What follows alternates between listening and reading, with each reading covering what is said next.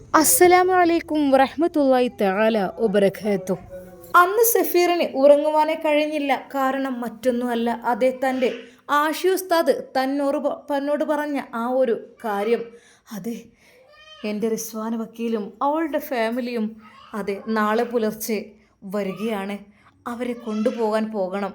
അത് റബ്ബേ, അതെനിക്ക് വല്ലാത്തൊരു സന്തോഷമുള്ള കാര്യം തന്നെയാണ്.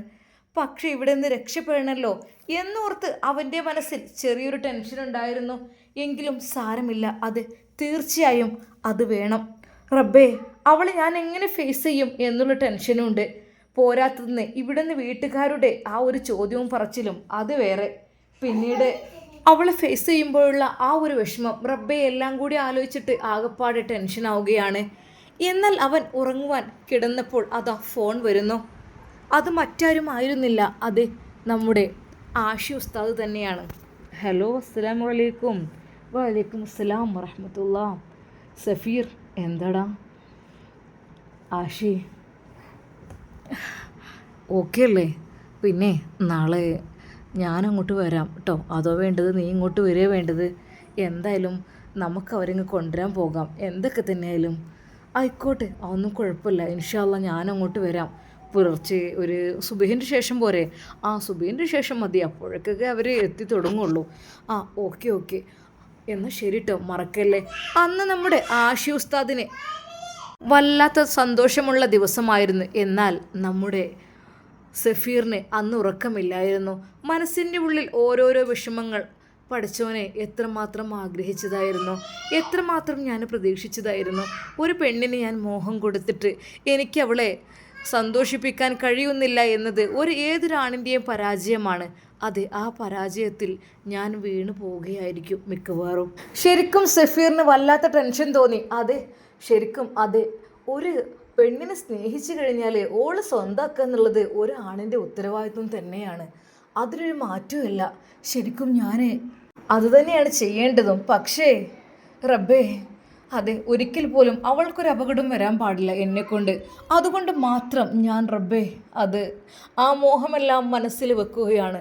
അല്ലാ, ശരിക്കും സഫീറിന് ആ രാത്രി ഉറക്കമുണ്ടായിരുന്നില്ല. അവൻ തിരിഞ്ഞും മറിഞ്ഞും കിടന്നു. അതേ, തൻ്റെ പ്രിയപ്പെട്ട റിസ്വാന വക്കീലിൻ്റെ ആ മുഖം അവൻ്റെ മനസ്സിലേക്ക് ഓടി ഓടി എത്തി. മോളെ, എന്നോട് ക്ഷമിക്കണം മോളെ. അവനതാ ആ ഉറക്കത്തിലേക്ക് അങ്ങനെ അറിയാതെ അങ്ങ് വഴുതി വീണു. അല്ല, ഒരുപാട് സമയമായല്ലോ. പഠിച്ചോനെ, അവരെത്തിയിട്ടുണ്ടാവുമോ? പെട്ടെന്ന് തന്നെ അവൻ അവിടെ നിന്ന് എഴുന്നേറ്റ് നേരെ ആഷി ഉസ്താദിൻ്റെ അടുത്തേക്ക്. ആഷി ഉസ്താദ് അപ്പോഴേക്കും എയർപോർട്ടിലെത്തിയിരുന്നു. സഫീറിനെ വിളിച്ചിട്ട് കിട്ടിയില്ല. ഇനിയൊരു പക്ഷേ അവൻ്റെ ഉമ്മയും ജ്യേഷ്ഠനും വിട്ടിയില്ലെങ്കിലോ എന്ന് കരുതി ആഷി ഉസ്താദ് അവിടെ എത്തിയിരുന്നു. അങ്ങനെ അവരുടെ ചില ബന്ധുക്കളും എത്തിയിരുന്നു റിസ്വാന വക്കീലിൻ്റെ. ശരിക്കും ഓടിക്കിതച്ചുകൊണ്ട് സഫീർ അവിടേക്കെത്തി, കരഞ്ഞു കലങ്ങിയ കണ്ണുകളുമായി. എന്നാൽ അതാ റിസ്വാന വക്കീലും ഫാമിലിയും അവിടെ ഫ്ലൈറ്റ് ഇറങ്ങി നിൽക്കുന്നുണ്ട്. അതെ, ഇപ്പോൾ ഏറെക്കുറെ മനസ്സിലായിട്ടുണ്ടാവും, കാരണം ഞാൻ വഞ്ചിക്കുകയാണ് അവരെന്ന്. ആഷി ഉസ്താദ് വിളിച്ചിട്ട് പോലും എനിക്ക് പോകാൻ പറ്റിയില്ല. ഫോൺ സൈലൻ്റ് ആയിരുന്നു, ഒന്നും കേട്ടില്ല. സത്യം പറഞ്ഞ സങ്കടത്തോടു കൂടി അവൻ എയർപോർട്ടിലെത്തി. ആ നിമിഷം ആഷി ഉസ്താദ് പറഞ്ഞു, സഫീർ, നീ വല്ലാത്ത സാധനം തന്നെ. നിന്നെ ഞാൻ അത്രക്കും രാവിലെ വിളിച്ചിട്ട് നീ എണീറ്റില്ലല്ലോടാ. ഞാൻ എത്ര വിളിച്ചു. നിൻ്റെ ഫോണൊന്ന് എടുത്തു നോക്ക്. ജസ്റ്റ് നിനക്കൊന്ന് ഞാൻ പിന്നെ നിൻ്റെ ജ്യേഷ്ഠനും ഉമ്മാക്കും വിളിക്കാൻ പറ്റാത്തത് കൊണ്ടാണ്. നിൻ്റെ ഫോണൊന്ന് നോക്ക്. 12, 13 മിസ് കോള്. അല്ലാ, ശരിക്കും അവൻ ഞെട്ടിപ്പോയി. അറിഞ്ഞില്ല, ഞാൻ സൈലൻ്റ്, എങ്ങനെ എനിക്ക് അറിയുന്നില്ല ആയിപ്പോയത്. ഇനി പറഞ്ഞിട്ട് കാര്യമില്ല. എന്നാൽ അപ്പോഴേക്കും അതാ തൻ്റെ പ്രിയപ്പെട്ട റിസ്വാന വക്കീൽ ഇറങ്ങി ആഷി ഉസ്താദിനോട് സംസാരിക്കുന്നതായിട്ട് കണ്ടു. എന്നാൽ സഫീറിൻ്റെ മുഖം കണ്ടപ്പോൾ അവളൊന്ന് നോക്കിയത് പോലുമില്ല. ശരിക്കും സഫീറിന് അത് വല്ലാത്ത സങ്കടമായി. അവൻ നേരെ മാപ്പ് പറയുവാൻ വേണ്ടി അങ്ങോട്ട് ചെല്ലുന്നു. മോളെ, മാപ്പ്. ഉമ്മ മാപ്പ്. ഞാനറിയാതെ ഉറക്കത്തിൽ ഞാൻ അറിഞ്ഞില്ല വെല്ലടിച്ചതെന്നു. ഇനി പറഞ്ഞിട്ട് കാര്യമില്ല. നിനക്ക് വേറെ പെണ്ണിനെ കിട്ടിയല്ലോ, സാരല്ല. എൻ്റെ മോളുടെ കാര്യത്തിൽ നീ വിഷമിക്കണ്ട. നീ വരണമില്ലായിരുന്നു, നീ തിരിച്ചു വയ്ക്കൂ. എന്ത് കാര്യത്തിന് വേണ്ടിയിട്ട് നീ പോയിക്കോ. എന്തൊക്കെ തന്നെയാലും എൻ്റെ പൊന്നു മോളുടെ കാര്യത്തിൽ ഇനി നീ ഇടപെടേണ്ട ആവശ്യമില്ലായിരുന്നു. എൻ്റെ കല്യാണമൊക്കെ സെറ്റായതല്ലേ. അതെ, നിങ്ങൾ ഒരുമിച്ച് ജീവിച്ചോളൂ. എൻ്റെ കുട്ടിക്ക് ഇൻഷാ അല്ലാ വിധിയുണ്ടെങ്കിൽ ഞാൻ വേറെ നോക്കിക്കോളാം. എന്നാൽ അത് കേട്ട് റിസ്വാന വക്കീൽ പൊട്ടിക്കരയുകയായിരുന്നു. ഉപ്പ അങ്ങനെ പറയില്ലേ ഉപ്പ, ഉപ്പ അങ്ങനെ പറയില്ലേ. അവൾ ഓടിച്ചെന്ന് അതാ സഫീറിനെ കെട്ടിപ്പിടിക്കുന്നു. ശരിക്കും സഫീർ അത്ഭുതപ്പെട്ടു. റബ്ബേ, ഈ ഒരു എയർപോർട്ടിൽ നിന്ന് ഇത്രയധികം ആളുകളുടെ മുമ്പിൽ നിന്ന്, അവളുടെ ഉമ്മയുടെയും ഉപ്പയുടെയും മുമ്പിൽ നിന്ന് അവൾ എന്നെ വന്ന് കെട്ടിപ്പിടിച്ചിട്ട് പറയുന്നു, പ്രിയപ്പെട്ട സഫീർ, എന്നെ വിട്ടു പോവരുത്, എന്നെ വിട്ടു പോവരുത്. എന്നാൽ അവളുടെ പിടി മുറുകിക്കൊണ്ടേയിരുന്നു. അവൾ ശക്തമായി അവനെ കെട്ടിപ്പിടിച്ച് കരഞ്ഞു. അവൻ്റെ സങ്കടം അത് വല്ലാത്തതായിട്ട് മാറി. രണ്ടുപേരും കെട്ടിപ്പിടിച്ച് കരഞ്ഞു. എന്നാൽ പെട്ടെന്ന് തന്നെ അതാ ജസീറും ഉമ്മയും ഓടിയെത്തുന്നു. ശക്തമായ ഒരടി തലക്ക് ജസീറിൻ്റെ ആ ഒരു ശക്തമായ കൈകൾ കൊണ്ട് ഒരു ശക്തമായ അടിയാണ് തലക്കേറ്റത്. അതെ, ആ കാഴ്ച, അതെ, അത് കണ്ടിട്ട് അവർക്ക് ഇഷ്ടമില്ലാത്തത് കൊണ്ട് തന്നെ അവനെ സംശയമായി പിന്തുടർന്നത് കൊണ്ടും, അതെ, ആ കാഴ്ച കണ്ട്, അവളെ കെട്ടിപ്പിടിച്ച് നിൽക്കുന്ന കാഴ്ച കണ്ട് ജസീറാണ് അവൻ്റെ തലക്കടിച്ചത്. ഒരു നിമിഷം അതാ ചോര പൊട്ടി ഒഴുകുന്നു. തല പൊത്തിക്കൊണ്ട് അവൻ തിരിഞ്ഞു നോക്കിയപ്പോൾ അതേ തൻ്റെ ഉമ്മയും ജ്യേഷ്ഠനും കൂടി തന്നെ ഉപദ്രവിക്കാൻ വന്നതാണ്. അല്ലാ എന്ന് പറഞ്ഞ് തൻ്റെ കൈകൾ കൊണ്ട് തല പൊത്തിപ്പിടിച്ചു. പഠിച്ചോനെ, സ്വപ്നമായിരുന്നോ റബ്ബേ. അത് സഫീറിൻ്റെ വായിൽ വെള്ളം വറ്റി. അവൻ അവിടെ നിന്ന് ആ ഒരു ജഗ്ഗിലെ വെള്ളമെടുത്ത് കുടിച്ച് ബിസ്മില്ലാഹിർ റഹ്മാനിർ റഹീം അഊദു ബില്ലാഹി മിനശ് ശൈത്വാനിർ റജീം എന്ന് പറഞ്ഞ് അവൻ ഇടത് ഭാഗത്തേക്ക് 3 വട്ടം അതാ ഊതി. അല്ലാ പഠിച്ചോനെ, അഊദു ബില്ലാഹി മിനശ് ശൈത്വാനിർ റജീം അല്ലാഹു ലാ ഇലാഹ ഇല്ലാ ഹുവൽ ഹയ്യുൽ ഖയ്യൂം എന്ന് പറഞ്ഞ് ആയത്തുൽ കുർസിയും അവൻ ഓതി, നെഞ്ചിലോതി, ശരീരത്തിലാകെ തടവി. റബ്ബേ, ഞാൻ എന്ത് സ്വപ്ന റബ്ബേ കണ്ടത് റബ്ബേ. ഇല്ല, അവൻ സമയം നോക്കി. സമയം 3 മണിയാണ്. അതെ, പുലർച്ചെ കാണുന്ന സ്വപ്നം ഫലിക്കുമെന്നാണല്ലോ. റബ്ബെ, ഇവരെങ്ങനെ അറിഞ്ഞിരിക്കുമോ? അറിഞ്ഞു കഴിഞ്ഞാൽ ഒരിക്കൽ പോലും അവർ റബ്ബെ സഫീർ എന്ത് ചെയ്യണമെന്നറിയാത്ത അവസ്ഥ. അല്ലാ റബ്ബെ, അവൻ വീണ്ടും വെള്ളം കുടിച്ചു. അവൻ അത് മനസ്സമാധാനത്തിലുള്ള ദിക്റുകൾ ചൊല്ലി. അല്ലാഹുവേ റഹ്മാനെ, പഠിച്ചോന്നെ, തവക്കൽത്തു അലല്ലാ. റബ്ബേ, നീ എല്ലാം ഞാൻ നിന്നെ ഭരമേൽപ്പിക്കുന്നു അല്ലാ. അതെ, അവന് കരഞ്ഞു പോയി. അതെ, സമ്മതിക്കില്ലായിരിക്കും, ഒരിക്കലും അവളുടെ കൂടെ ജീവിക്കാൻ സമ്മതിക്കില്ലായിരിക്കും. എനിക്ക് അവളെ മാത്രമേ ഇഷ്ടമുള്ളൂ. എന്ത് ചെയ്യുക? അതെ, ഉമ്മ എന്നെ നൂർജഹാനെ കൊണ്ട് കല്യാണം കഴിപ്പിച്ചാലും എനിക്ക് കഴിയില്ല.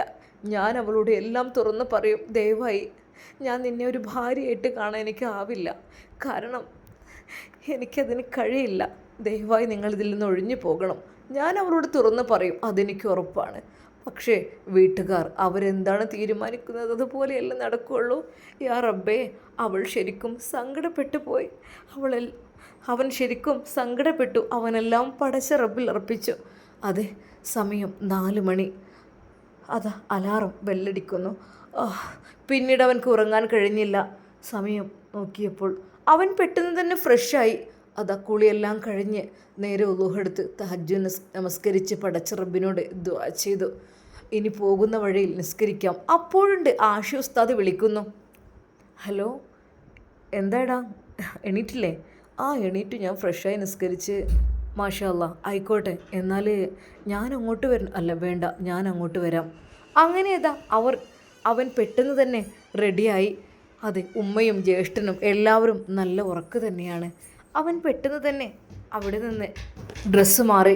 അത് കണ്ണാടിയിൽ നോക്കി മുടിയെല്ലാം ഒന്ന് വാർന്ന് സെറ്റാക്കി. അത് മനസ്സിൻ്റെ ഉള്ളിൽ ഒരു പിടി ഭാരങ്ങളുണ്ട്. പഠിച്ചവനെ, ഇവരെങ്ങാനും അറിഞ്ഞ് എന്നെ കൊല്ലും, ഉറപ്പുണ്ട്. എന്നാൽ പെട്ടെന്ന് അതാ അവൻ വാതിൽ തുറന്ന് പതുക്കെ അതാ വീട്ടിൽ നിന്ന് അവൻ്റെ ഡോറടച്ച് ഇറങ്ങുന്നു. പെട്ടെന്ന് എങ്ങോട്ടാടാ? ശരിക്കും അവൻ ഞെട്ടിപ്പോയി. അതേ, പിറകിൽ ഉമ്മ അത് എനിക്ക് എന്താടാ, നിൻ്റെ നാവെന്താ പൊങ്ങണില്ലേ? എങ്ങോട്ടാ ഈ നട്ടപ്പാതിരാക്കന്നെ? നട്ടപ്പാതിരാക്കോ ഉമ്മ? സുബഹിന് സമയമായി. സുബഹിന് സമയമായി. അല്ല, എവിടേക്കായിന്നാവോ? എവിടേക്കെങ്കിലും ഈ മുങ്ങിയിട്ടുണ്ടെങ്കിൽ എവിടെ പോയാൽ എന്നെ പിടിച്ച് വലിച്ച് കൊണ്ടുവരാനേ ഇവിടെ ആൾക്കാരുണ്ടാവും. മനസ്സിലായിക്കോ? എവിടേക്ക് ഈ പോണത് ഈ കല്യാണം അടുപ്പിച്ച്? അത് എൻ്റെ കൂട്ടുകാരൻ്റെ. നിൻ്റെ കൂട്ടുകാരൻ ആ മൂല്യരല്ലേ? എന്നെ പഴപ്പിക്കാനായിട്ട് നടക്കുകയാണ് ഓന്. ഇങ്ങനെയുണ്ടാവല്ലോ ദുനിയാവിൽ ഇബ്ലീസ്. ഉമ്മ അങ്ങനെയല്ല, അങ്ങനെ തന്നെയാണ്. എവിടേക്ക് ഈ പറയാതെ ഇവിടെ നിന്ന് ഇറങ്ങിക്കാം. ശരിക്കും സഫീർ ഞെട്ടിപ്പോവുകയാണ് ചെയ്തത്. ഉമ്മ, എനിക്ക് അത്യാവശ്യമായുണ്ട്, ഒരു പുറത്ത് പോകണം. എന്തിനാ പറയില്ലല്ലേ? അത് എനിക്ക് എൻ്റെ സ്നേഹിതനെ പിക്ക് ചെയ്യാണ്ട്. ഓ, പറയണ്ട, പോയിക്കോ, എങ്ങോട്ടെങ്കിലും ഇറങ്ങിപ്പോയിക്കോ, എനിക്കിപ്പോൾ എന്താ, ഞാൻ പറഞ്ഞൊന്നും നീ കേൾക്കുമല്ലോ.